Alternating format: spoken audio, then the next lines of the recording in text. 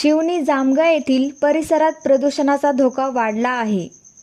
नागरिक अनेक आजाराने त्रस्त तर रासायनिक द्रव्ये मिश्रित पाणी पिल्याने अनेक जनावरे मृत्युमुखी पडले आहेत.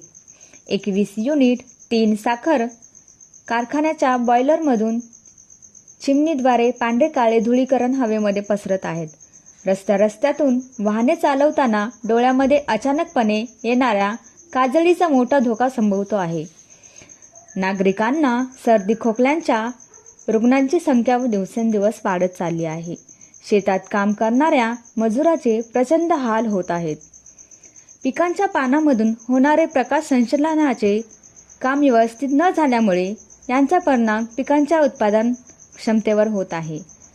प्रदूषण नियंत्रण विभागाने याकडे लक्ष देण्याची गरज आहे. संबंधित साखर कारखान्यांना व प्रदूषण नियंत्रण विभागाने लेखी स्वरूपात तक्रार दिली आहे. त्यावर संबंधित विभाग काय कारवाई करेल याकडे परिसरातील शेतकरी यांचे लक्ष लागले आहे.